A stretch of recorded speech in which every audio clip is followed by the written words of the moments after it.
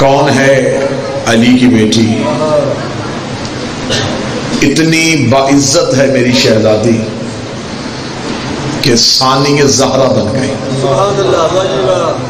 ورنہ یہ لقب پانا آسان نہیں تھا، بڑا مشکل تھا کسی مستور کے لیے سیدہ کے بعد سیدہ ہونا، زہرا کے بعد زہرا ہونا، بطول کے بعد بطول ہونا، اور بطول نام نہیں، بطول عہدہ ہے۔ بطول کوئی بھی مستور اپنی مرضی سے نہیں بنتی، بطول اللہ بناتا ہے، جیسے اللہ نبی بناتا ہے، جیسے اللہ رسول بناتا ہے، وہی اللہ بطول بناتا ہے، اور بطول کوئی بھی مستور اپنی مرضی سے بن ہی نہیں سکتی۔ اگر مجھے جشن کے ماحول میں یہ مجمع کہے کہ آپ بتائیں کہ بطول کہتے کسے؟ شریعت میں جس مستور کو نماز کے لیے وضو کی ضرورت نہ ہو اس سے بطول کہتے، جو ایک لمحے کے لیے بھی ناپاک نہ ہو اسے بطول کہتے۔ میں لفظ کہوں گا اور میرا خیال ہے کہ سادہ ذہن فوراً جملے کو سمجھ جائیں گے۔ بیٹی ہماری ہو یا صحابی رسول کی، فطرت کی طرف سے ایک ایسا قانون ہے کہ وہ پورا مہینہ قرآن کی تلاوت نہیں کر سکتی، پورا مہینہ مصلی پہ عبادت نہیں کر سکتی۔ میں نے ادب کے پیرائے میں بات سمجھانے چاہی، بطول کسے کہتے ہیں؟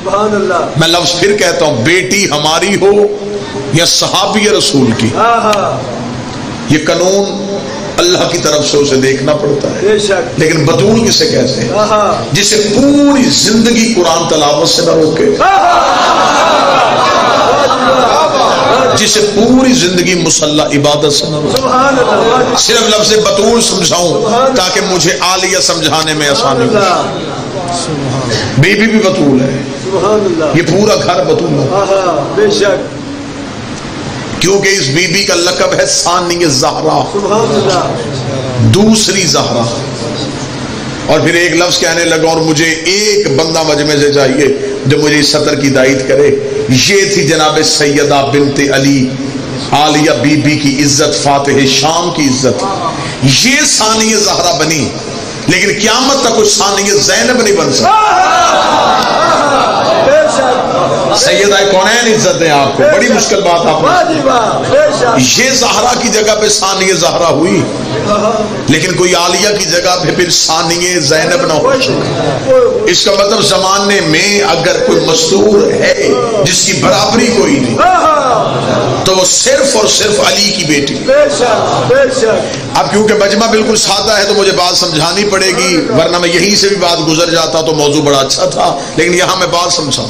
میں نے جملہ کہا کہ سب سے زیادہ جناب مریم، آسیہ، حوا، سارہ، یہ جتنی معظم بیویاں جس کا ذکر قرآن میں ہے، ان سب سے زیادہ عزت نبی کی بیٹی کی۔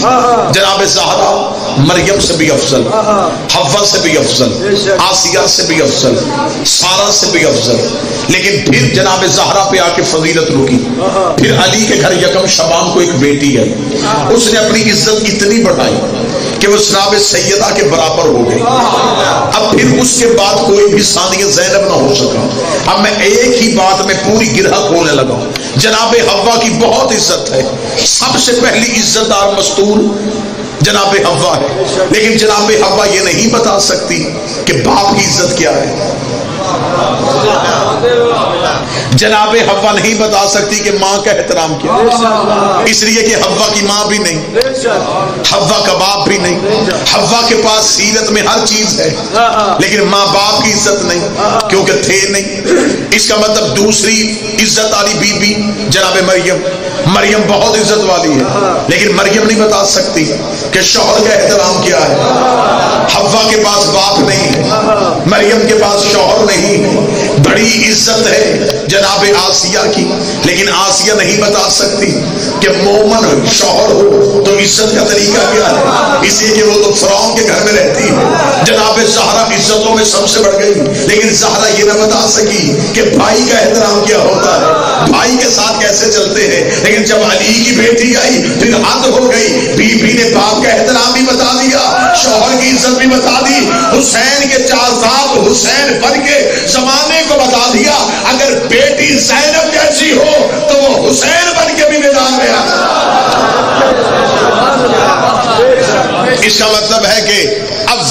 ترین ہستی ہو گئی جناب عالیہ۔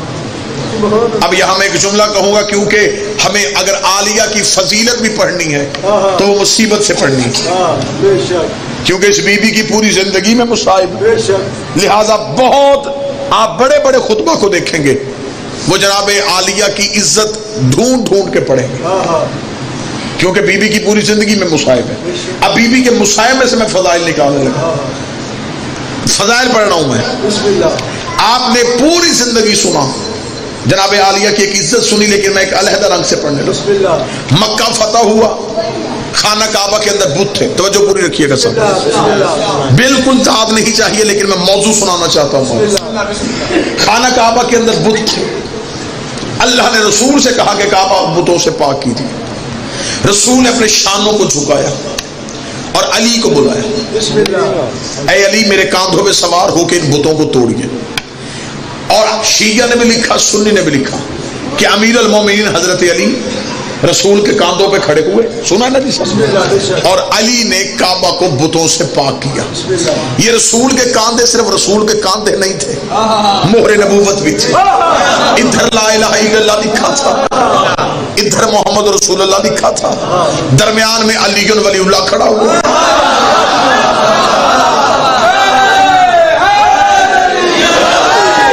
لا الہ بھی قائم علی ولی اللہ کی وجہ سے، محمد رسول اللہ بھی قائم علی ولی اللہ کی وجہ سے، اور رسول نے مولا علی کے کاندھوں پہ کھڑے ہو کے بتوں کو توڑا۔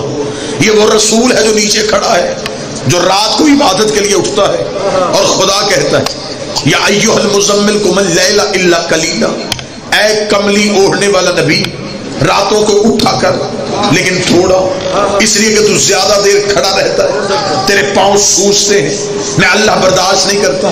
جو اللہ نبی کے پاؤں پہ سوجن برداشت نہیں کرتا، وہی اللہ کہہ رہا ہے کاندھے جھکا، علی کو کاندھوں پہ کھڑا کر۔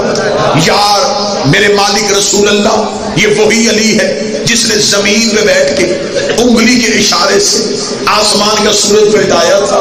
علی زمین پہ کھڑے ہو کے انگلی کا اشارہ کرتے، بت پھر بھی گر جانے تھے۔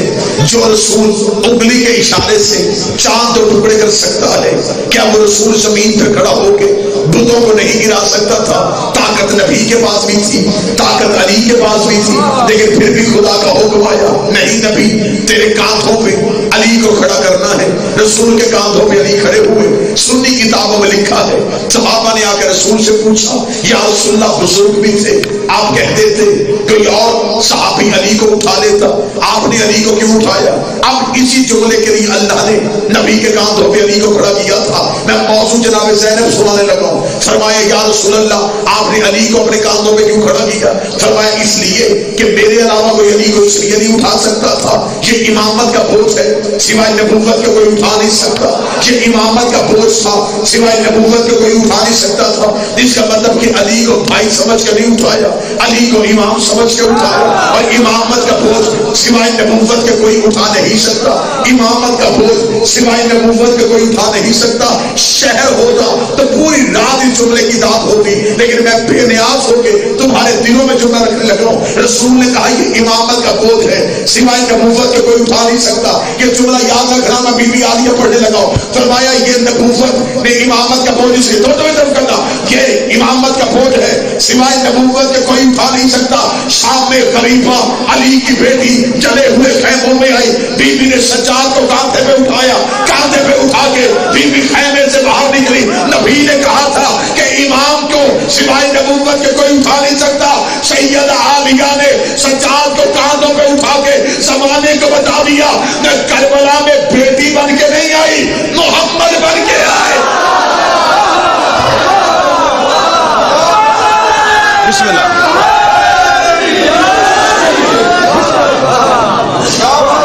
متوجہ صاحب، بی بی عالیہ کربلا میں جو سید الساجدین کو اٹھا، یہ بی بی نے پھپھی بن کے نہیں، محمد بن کے اٹھا۔ کتنی عزت تھی عالیہ کی کہ بی بی کے ہوتے ہوئے دو امام خاموش رہتے تھے، سبحان اللہ، بے شک، جناب سید الساجدین اور مولا باقر العلوم۔ دو اماموں کے ہوتے دربار میں خطبے بی بی نے دیے، بے شک بے شک، بازار میں خطبے بی بی نے۔ اب میں جملہ کہنے لگا ہوں، آپ نے ہمیشہ ذاکرین سے سنا، جب بی بی بولی تھی تو بی بی کا لہجہ اپنا نہیں تھا، ایسا ہی ہے۔ کس کے لہجے میں بولی تھی؟ مولا علی کے لہجے میں۔ اب اگر یہ مجمع میرے ساتھ، میں بڑا سمجھا کے موضوع پڑھ رہا ہوں تاکہ آپ کے دلوں میں موضوع اتار سکوں۔ بی بی بازار شام میں بولی تھی تو کس کے لہجے میں؟ مولا علی کے لہجے میں۔ اب یہی مجمع مجھے بول کے بتائے، معراج میں جب پردے کے پیچھے اللہ بولا تھا، کوئی ہے جو قدر کرنے والا؟ تو کس لہجے میں بولا تھا؟ علی کے لہجے میں۔ اس کا مطلب ہے کہ دو جگہوں پہ علی کا لہجہ استعمال ہوا، یا معراج کے پردے میں یا شام کے بازار میں۔ اب میری سمجھ نہیں ہے کہ وہاں زینب بول رہی ہے یا یہاں توحید بول رہی ہے۔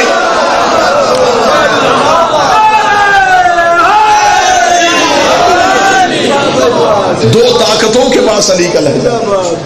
میں بڑا نکھار کے عالیہ آپ کو سنا، کیونکہ ہمیشہ بی بی کے مصائب پڑھے گئے، میں آج عالیہ کے فضائل آپ کو سنانا چاہتا ہوں۔ اللہ قرآن میں کہتا ہے مال اور بیٹے تمہاری زینت ہے، لیکن یہ واحد بی بی ہے جو بیٹی ہو کے باپ کی زینت ہے۔ زینت بھی کس کی؟ علی کی۔ زین اب باپ کی زینت۔ اور میں لفظ زینت سمجھا دوں کہ زینت کسے کہتے ہیں؟ زینت کہتے ہیں سجاؤ کو، سنگھار کو۔ رسول نے فرمایا زینوا مجالسکم بذکر علی ابن ابی طالب، زینت دو اپنی مجلسوں کو علی کے ذکر سے۔ اب میں تمہیں سیدہ کا اسم سنانے لگا ہوں۔ رسول کہتے ہیں زینت دو مجلسوں کو علی کے ذکر سے۔ وہ مجلس نہیں ہوتی جس میں علی نہ ہو، اس کا مطلب علی ہے تو مجلس ہے، علی زینت ہے مجلس کی۔ زینت کے بغیر مقصد فوت ہو جاتا ہے۔ اب بی بی ہے باپ کی زینت۔ جیسے علی کے بغیر مجلس اچھی نہیں لگتی، ویسے عالیہ کے بغیر فضائل علی بھی اچھا نہیں۔ موضوع پسند ہے تو میں سیدہ پڑھوں، میں بھی صرف یکم شعبان کا جشن آپ کے سامنے کروں۔ یہ جو مولا امیر المومنین کے گھر میں یہ جو قرآن کی آیت آج اتری ہے، اس بی بی کی عزت کیا ہے؟ مشکل سے مشکل دعا مانگیے گا، یقیناً اس موضوع کا تقدس اتنا ہے کہ دعائیں ضرور قبول ہوں۔ اب میں بالکل فضائل پڑھ رہا ہوں، مصائب نہیں، ایک لمحے کے لیے بھی، کیونکہ جشن بی بی پہنچی ہے نا جب دربار میں، جب دربار ملعون میں بی بی پہنچی ہے تو اس وقت ملعون کے پاس کچھ سفیر بیٹھے ہوئے تھے، اور وہ سفیر یزید سے پوچھ رہے تھے، یزید یہ تو نے کیا کیا؟ تو نے اپنے ہی نبی کا بیٹا قتل کروا دیا، کلمہ بھی دوسری نبی کا پڑھتا ہے، کیا وجہ تھی؟ تیری دشمنی کیا تھی حسین سے؟ اب یزید نے مطمئن کرنے کے لیے وجہ بتا رہا تھا۔ یزید نے کہا میں نے قتل اس لیے کروایا کہ حسین میرے اختیارات کو نہیں مانتا تھا، کیونکہ یہ میرے پاس جو خلافت ہے وہ یہ سمجھتا تھا ملعون یہ اللہ کا دیا اختیار ہے، اس کا جو اللہ نے مجھے اختیار دیا تھا حسین نے نہیں مانا، میں نے حسین کا قتل کر دیا۔ وہ بار بار سفیروں سے کہہ رہا تھا حسین میرے اختیار نہیں مانتا، توجہ میری طرف کرنا، حسین میرے اختیار نہیں مانتا تھا، حسین میرے اختیار نہیں مانتا۔ وہ جملہ کہہ رہا تھا یا ادھر دربار میں بی بی آ گئی، ادھر یزید کی زبان سے یہ جملہ نکلا کہ حسین میرے اختیار نہیں مانتا تھا۔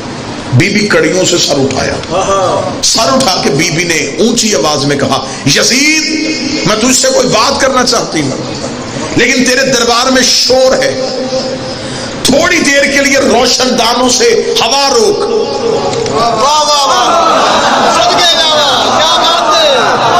کیونکہ روشن دانوں سے ہوا آ رہی ہے، ہوا کی سرسراہٹ کی وجہ سے کان میں آواز نہیں پڑ رہی، تھوڑی دیر کے لیے ہوا روک۔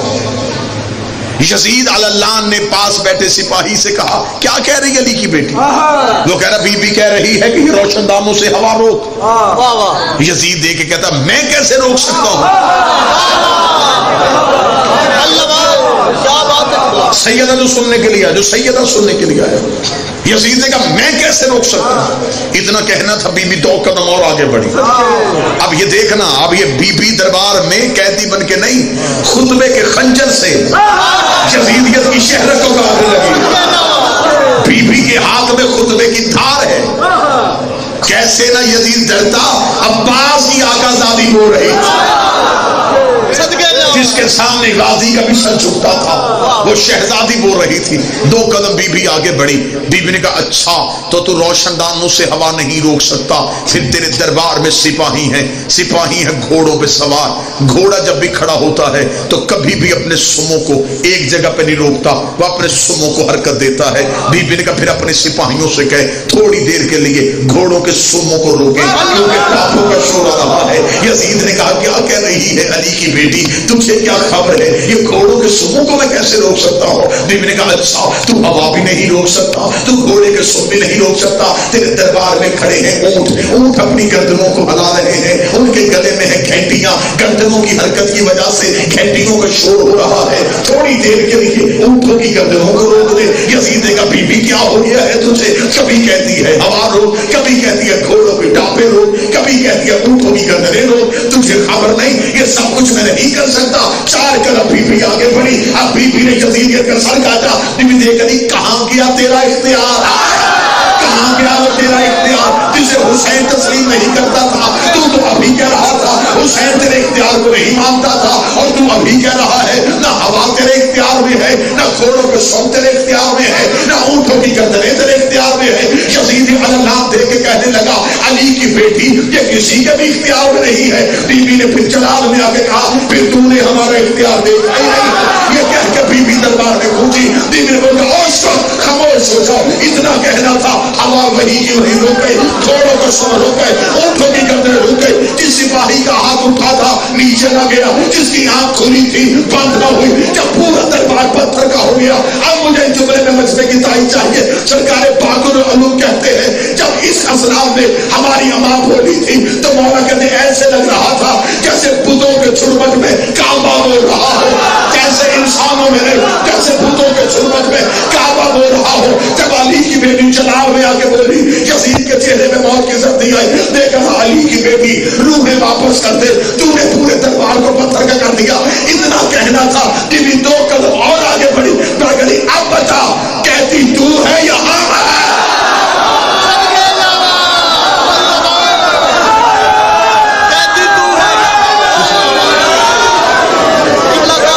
अब बता जब पूरा दरबार पत्थर का, सिपाहियों की आंखें बंद है तो खुल नहीं रही, खुली है तो बंद नहीं, उठा हुआ हाथ नीचे ना आया। जब पूरे दरबार में ये आलम हुआ, बीबी ने यजीद की नापाक रूह वापस पलटाई। ये देखे कहता कांप के बीबी इस दरबार को पत्थर का क्यों कर दिया। बीबी कहती अब बता, कहती तू या हम। ये कह के बीबी 1 कदम पीछे हटी। बीबी ने पीछे हटकर जुमला कहा वो आज भी तरीके माथे पे है। बीबी ने कहा सुन हम तेरे कहती नहीं उसके कहती, हम जबरे मशीयत के कहती हैं, हम तौहीद के कहती हैं, हमें उसने रोका हुआ है, वरना अगर मैं चाहूं। और ये बात याद रखिएगा ये कैद खाने में भी अपना इख्तियार इस्तेमाल करते हैं, क्योंकि हुज्जत कैद खाने में भी हो तो हुज्जत होती है। हजरत यूसुफ कैद खाने में भी नबी थे। इसका मतलब ये जो अली की बेटी बोली बात, तो बीबी दरबार में भी तहफ्फुज़ दीन के लिए बोली।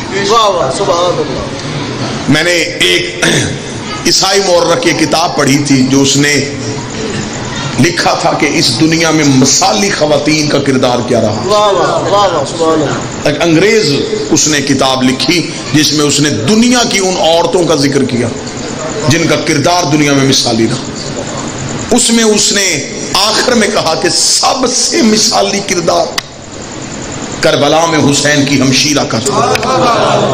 क्या बात। और एक जुमला मुझे हसनैन को बंदा कहे कि पूरी जिंदगी तोल और ये जुमला उठाओ तो मैं लम्हा ना लगाऊं, मैं जिंदगी तोल लूं और ईसाई का जुमला उठा लूं। اس کا مسلمانوں تمہیں شرم نہیں آئی؟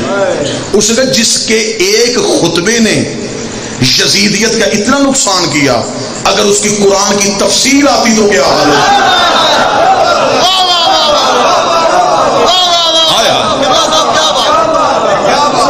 جو چند لمحے بولی اور اسلام کو منشور دے گئی.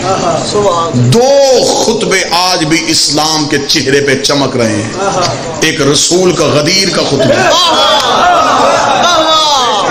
ایک عالیہ کا بازار شام کا خطبہ. اب میں جملہ اگلا پڑھوں گا اور مجھے چاہیے کہ مجمع میں سے داد کی آواز نہ آئے لیکن چہروں میں رونق چاہیے. ایک رسول غدیر میں بولے تھے، ایک عالیہ بازار شام میں بولی تھی. دونوں خطبوں میں ایک فرق تھا، وہاں ولایت پہنچائی جا رہی تھی، یہاں ولایت منوائی جا رہی. وہاں علی ولی اللہ پہنچایا جا رہا، یہاں ولایت علی منوائی.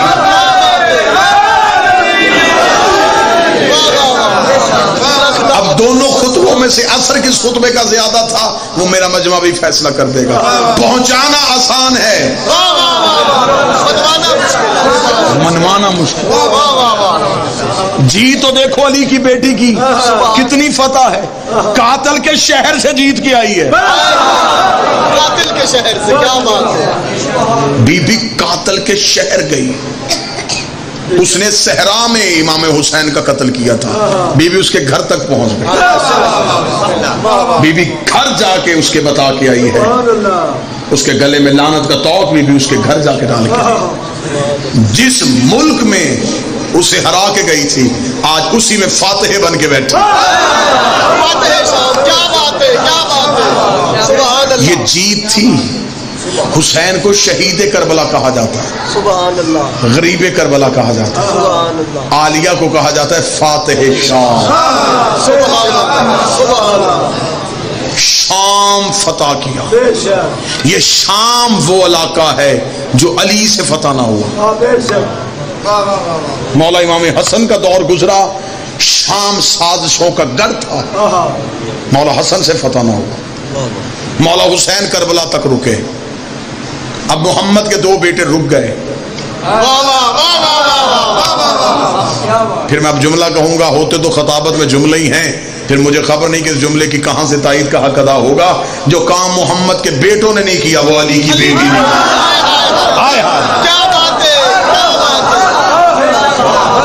وہ محمد کے بیٹے تھے، وہ مباہلے میں محمد کے بیٹے تھے. جو کام محمد کے بیٹوں سے نہ تھا علی کی بیٹی، وہ کام علی کی بیٹی نے کیا. بی بی نے شام فتح کر دیا. ایسے فتح کیا بی بی نے شام کہ یزید نے شام میں بیٹھ کے مولا حسین سے مدینے بیعت مانگی. علی کی بیٹی اگلا امام کا ہاتھ پکڑ کے شام میں پہنچی. اب میں تمہیں ہیبت دکھاؤں بی بی کی کتنی تھی، جلال دکھاؤں میری شہزادی کا کتنا تھا. آپ نے ہمیشہ سنا شام کی قیدن، آج یکم شعبان ہے، آج میں بی بی کے فضائل تمہیں سناؤں. کتنی ہیبت اور کتنی جلالت تھی میری شہزادی پہ. اب وہ اتنے مجمع سے مجھے انصاف چاہیے، اتنے مجمع سے انصاف چاہیے. کتنی جلالت تھی کہ یزید نے شام میں بیٹھ کے مدینے حسین سے بیعت مانگی.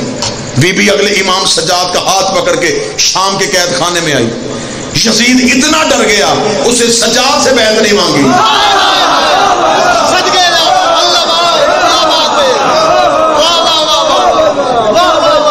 اس نے مولا حسین سے بیعت مانگی تھی.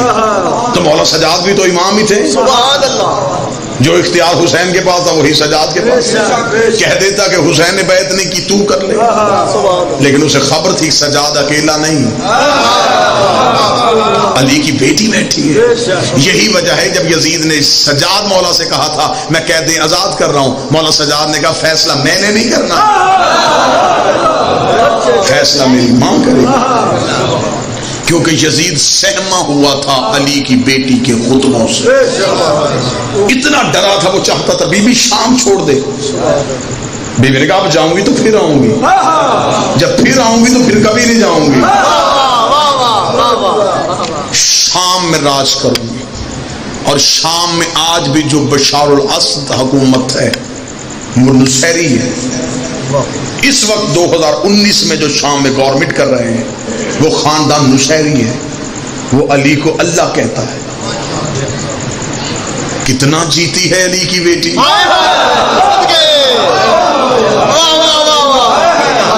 پتہ نہیں کس لہجے میں بولی ہے علی کی بیٹی. کیا بات ہے. کتنی بڑی جیت تھی علی کی بیٹی کہ سیدہ عالیہ شام میں بولی اور بی بی نے یزیدیت کو اتنا زخمی کر دیا، اتنا زخمی کر دیا. یہ جو مولا سجاد کو بار بار رات کو زندان سے بلاتا تھا نا، آپ کو ذاکرین سناتے ہیں تو آپ یہ سمجھتے ہیں کہ شاید مولا سجاد کو تکلیف دیتا تھا. تکلیف تو تب ہوتی اگر امام سو رہے ہوتے. سوئے ہوئے امام کو جگاتے تو پھر امام کو تکلیف ہوتی. امام تو سوتا ہی نہیں، کیونکہ امام کی آنکھ بند ہو جائے تو کائنات و غرق ہو. ہاں، امام کی آنکھ بند نہیں ہوتی. ہاں، انہوں نے ایک رات ہی چند لمحے کے لیے آنکھیں بند کی تھی اور رضائے پروردگار خرید لی تھی. امام سوئے نہیں تھے. یہ بار بار سجاد کو دربار میں بلا کے دیکھتا تھا کہ کڑیوں میں ہی ہے. اتنا خوف تھا اس کے پر سجاد کا. یہ بار بار دیکھتا تھا. اسے خبر تھی یہ لوہے کی کڑیاں ان کے سامنے کاغذ ہیں، کہیں سجاد مجھ پہ حملہ نہ کر دے. استاد قمر جلالمی نے کہا تھا بستر جو مخملی تھا اسے خار کر دیا، سونا فرعون شام کا دشوار کر دیا، نیند اس کی باندھ کے زنجیر پا کے ساتھ سجاد نے یزید کو بیمار کر دیا.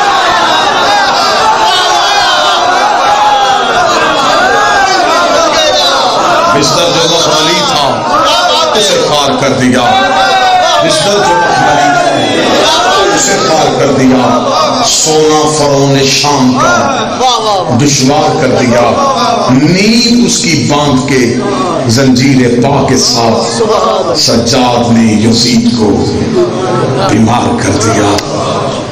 قدم قدم پہ چراغ ایسے جلا گئی ہے علی کی بیٹی. یزیدیت کی ہر ایک سازش پہ چھا گئی ہے علی کی بیٹی. کہیں بھی ایوان ظلم تعمیر نہ ہو سکیں گے اب جہاں میں، غرور ظلم و ستم کے پل سے اڑا گئی ہے. انہی الفاظ کے ساتھ میری دعا ہے اللہ مالک کونین شہزادی کونین کے صدقے سے صاحبان جشن کی توفیقات میں اضافہ فرمائے، حاضرین جشن کی توفیقات میں اضافہ فرمائے، سوائے اس در کے کسی در کا محتاج نہ